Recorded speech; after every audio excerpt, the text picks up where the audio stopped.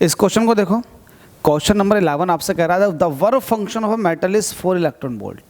तो मेटल का जो वर्क फंक्शन दे रखा है, जो भी आपने मेटल यूज़ किया उसका 4 इलेक्ट्रॉन वोल्ट है। तो ये वर्क फंक्शन की वैल्यू है। हमसे कह रहा है the wavelength of the radiation necessary to emit photo electrons will zero kinetic energy. Zero kinetic energy का आपको क्या करना है, इलेक्ट्रॉन एमिट करना। तो इट मीन्स अगर मेटल के सरफेस के अंदर इलेक्ट्रॉन है तो फोटोन आकर के उसको सिर्फ सरफेस तक लेकर आएगा, मतलब एक तरह से वर्क फंक्शन कराएगा। तो आपसे कह रहा है कि सिर्फ वर्क फंक्शन कराने के लिए जो भी आप फोटोन डाल रहे हो उसकी वेवलेंथ क्या होगी।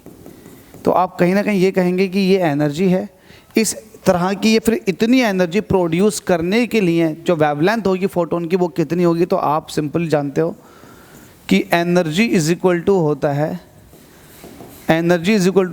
12,400 अपॉन लैम्डा। अब यहाँ पर लैम्डा अगर एंगस्ट्रॉन्ग में है तो ये इलेक्ट्रॉन वोल्ट में निकल कर आ जाएगी एनर्जी।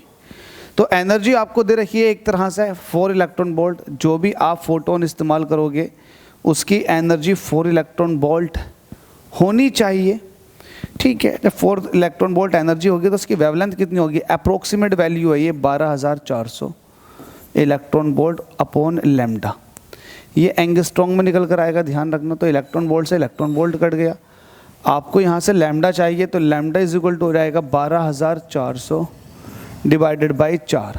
ये एक फॉर्मूला है, एक तरह से शॉर्टकट फॉर्मूला है, बहुत इंपॉर्टेंट फार्मूला। ये बहुत बड़ा रोल प्ले करता है। अगर आप कंपटीशन में जाते हो, तैयारी करते हो तो आपको यही सिखाते हैं। 4 से काटोगे तो 4 × 12, 40 कम 4, तो यह आ जाएगा लगभग 3100 एंगस्ट्रॉन्ग। अब देख लो आपको जो भी 4 ऑप्शन दे रखे हैं उसमें कौन सा नियर बाई ऑप्शन है।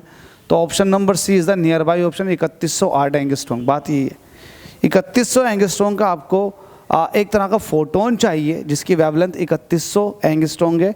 वो एमिट करवा पाएगा किसी इलेक्ट्रॉन को विद ज़ीरो काइनेटिक एनर्जी के साथ, वो वर्क फंक्शन करवा पाएगा सिर्फ और सिर्फ। तो ये इसका ऑप्शन था, समझ गए होगे आप।